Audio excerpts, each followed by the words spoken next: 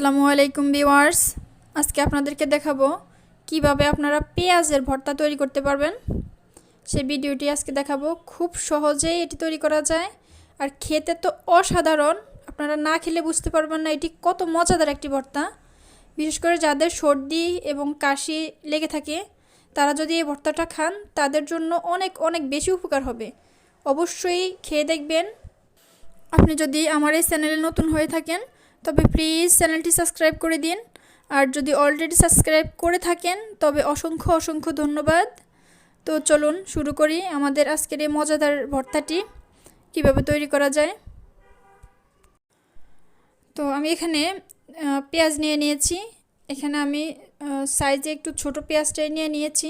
এটা সাধারণত এগুলো কাটতে খুব ঝামেলা মনে হয় আমার কাছে, তাই এগুলোকে আলাদা রেখে দিয়েছি ভর্তা তৈরি করব বলে।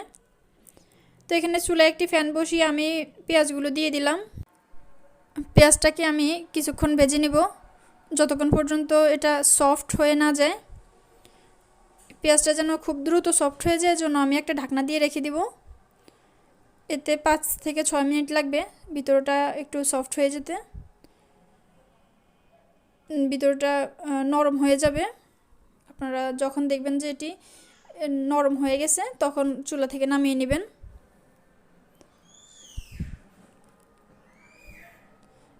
একটু চাপ দিয়ে দেখলেই বুঝতে পারবেন একটু নরম হয়ে গেছে। দেখুন আমি তুলে নিলাম। এরপর আমি ফ্যানে সামান্য সরিষার তেল দিয়ে দিব। এতে মরিচগুলো ভেজে নিব।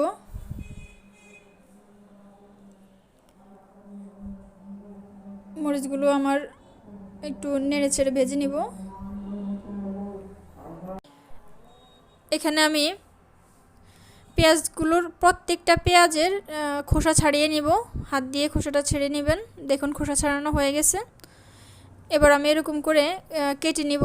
এটা আপনারা চাকু অথবা বটির সাহায্যে কেটে নিতে পারেন। এরপর আমি এখানে শুকনো মরিচগুলো ভেঙে দিব আর দিয়ে দিব সরিষার তেল 2 চা চামচের মতো, আর ধনিয়া পাতা কুচি দিব।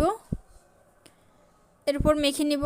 মেখে নিলে দেখুন এরকম ভর্তা, মজাদার ভর্তা তৈরি হয়ে যাবে।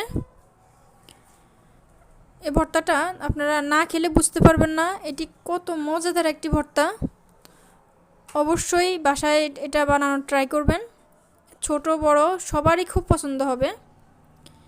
এটা খুবই মজাদার একটি ভর্তা। তো রেসিপিটি কেমন হয়েছে কমেন্টে জানাবেন। ভালো লাগলে অবশ্যই একটি লাইক দিয়ে দিবেন। ভালো থাকবেন সবাই। আসসালামু আলাইকুম।